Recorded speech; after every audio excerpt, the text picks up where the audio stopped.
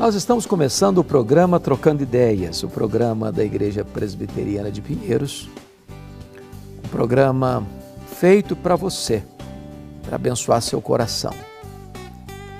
Um programa que tem como propósito responder às perguntas que nos são enviadas. Se você tem perguntas e gostaria de vê-las contempladas aqui, mande para nós. Temos muito prazer em respondê-las aqui no programa. A Igreja Presbiteriana de Pinheiros é pastoreada pelo reverendo Arival Dias Casimiro, um amigo precioso, um homem de Deus, um líder que tem influenciado a nossa geração. Eu tenho o privilégio de cooperar com ele no pastorado desta promissora igreja. Se você mora em São Paulo, na capital, na região metropolitana, e está procurando uma igreja bíblica, missionária, acolhedora, viva, alegre, que cuida de famílias, nós queremos ser a sua igreja. Venha para cá, se você está desigrejado, nós gostaríamos de acolher você e acompanhar você nessa linda jornada da vida cristã. Eu gostaria então de dar início às respostas às perguntas que nos foram enviadas. E hoje eu quero tratar aqui de 3 perguntas. A primeira delas é a seguinte: Pastor, eu posso orar a Deus pedindo perdão pelos pecados de meu filho ou de meus filhos? A resposta é pode e não pode. Vamos entender. Nós podemos, coletivamente, como família, confessar os nossos pecados. Você encontra isso em Neemias capítulo 1, em Daniel capítulo 9. Quando você confessa o seu pecado e o pecado do seu povo, da igreja, da nação, da sua família, está certo, está certo. Eu posso sim, eu devo. Agora, nós não podemos confessar os pecados dos nossos filhos achando que, ao confessá-los, isenta os filhos de se arrependerem. Como se houvesse uma espécie de transferência. Uma vez que nós confessamos, eles não precisam confessar.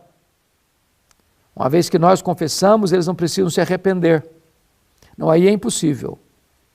Porque cada um dará contas a Deus pela sua própria vida. Então, como culpa coletiva, nós devemos confessar. Nós pecamos quanto pessoa, nós pecamos quanto família, nós pecamos quanto igreja, nós pecamos quanto nação. Como membro desses agrupamentos, nós confessamos coletivamente.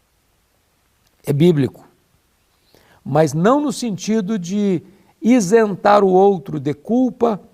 Então, se nós confessamos, o outro está resolvido, mesmo que ele não se arrependa, mesmo que ele não confesse os seus pecados. Nesse sentido, não é possível. Segunda pergunta.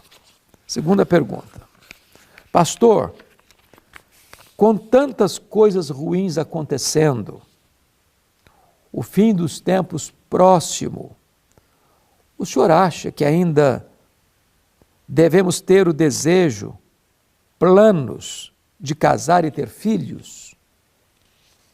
Eu acho. Porque não casar e não ter filhos porque os dias são difíceis é duvidar da providência de Deus. Deixa eu ilustrar isso.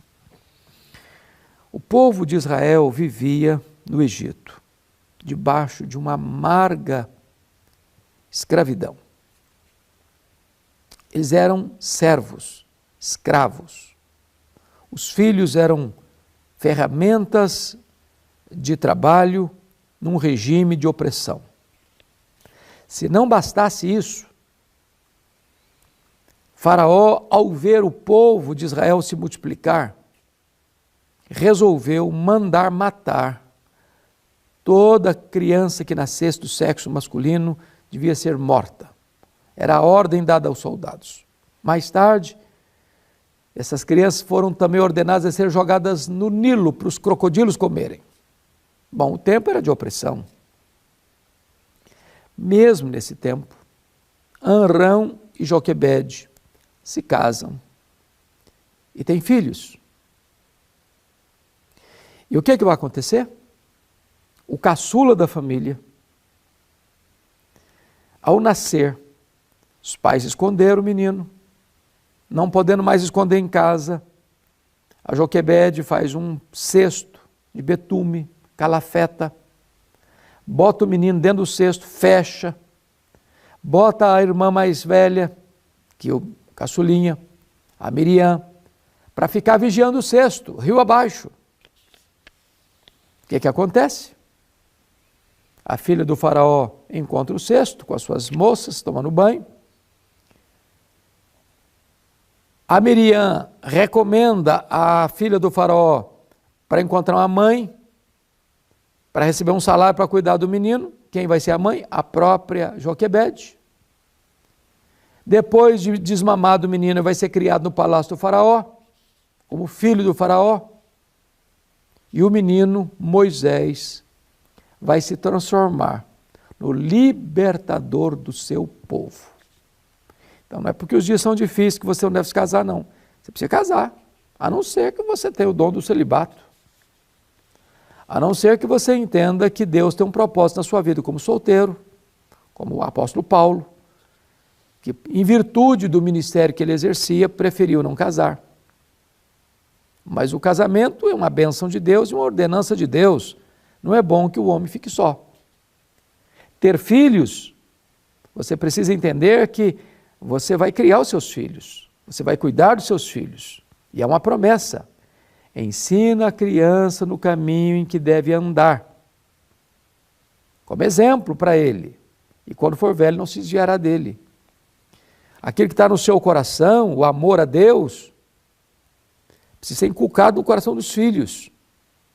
Então, não é hora de recuar da marcha ré, não. É hora de crer que Deus é soberano, que Ele está no controle, que Ele é o Senhor da história e que os seus filhos são herança de Deus e vão ser criados para a glória de Deus. Terceira pergunta. Pastor, o Espírito Santo pode agir em uma pessoa fora da igreja? Claro que pode. Claro. O Espírito Santo não está limitado aos templos, às reuniões dos cristãos. O que disse Jesus a Nicodemos? Lá em João 3, versículo 8. O vento sopra onde quer. Ouves a sua voz. Não sabes de onde vem, nem para onde vai. Assim é todo aquele que é nascido do Espírito. O Espírito Santo é livre. O Espírito Santo é soberano. Ele sopra onde quer. Ele sopra na rua. Ele sopra no hospital. Ele sopra no campo de futebol. Ele sopra na boate. Ele sopra num bêbado que está retornando para casa de madrugada, que encontra um folheto sujo, rasgado, pega, lê e o Espírito Santo converte o coração dele. O Espírito Santo é livre. Ele é soberano. Ele sopra em casa. Ele sopra na igreja. Então, é claro que quando alguém vai à igreja, ele está já caminhando na direção de desejar ouvir a voz de Deus. É o Salmo 73, que Asaf está em crise, com dúvidas, com perguntas, até que ele entra na casa de Deus e atinou com o fim dos perversos. A mente foi iluminada, a palavra de Deus clareou o seu caminho. Ou você pode ver a mesma coisa em Isaías 6. No ano da morte do rei Uzias, eu vi o Senhor assentado num alto e sublime trono. As crises da vida podem ser resolvidas quando você entra na casa de Deus, compreende a soberania de Deus, a santidade de Deus, quando você é confrontado pela palavra e reconhece que você é pecador, quando você também entende a pregação da graça e encontra o perdão de Deus, e quando você escuta o apelo de Deus para abraçar a obra missionária, e escutando a voz, quem irá por nós? E você responde, eis-me aqui, envia-me a mim. Deus age em quem quer, quando quer, onde quer, soberanamente, livremente, para o louvor da sua própria glória. Então, o Espírito Santo não está preso a estruturas eclesiásticas. O Espírito Santo não está confinado aos templos cristãos. O Espírito Santo é soberano e é livre. Ele age onde quer, em quem quer, quando quer, da forma que quer, para o louvor da glória de Deus. Pois bem, gente, este é o programa Trocando Ideias. Se você tem suas perguntas, mande para nós.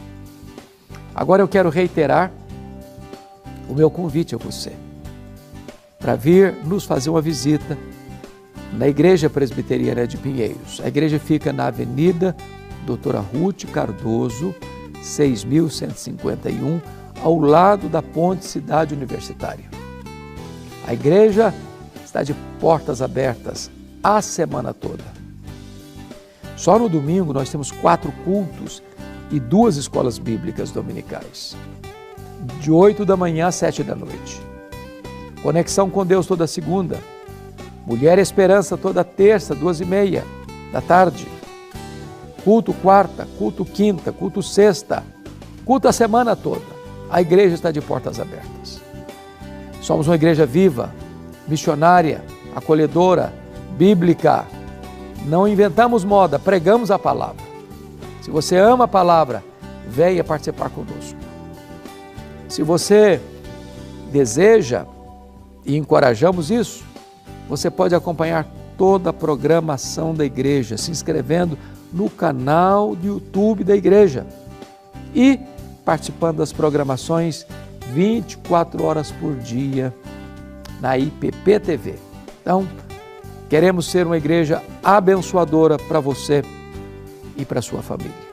Nossa gratidão por estar conosco aqui no programa e um grande abraço e até o nosso próximo programa, se Deus quiser.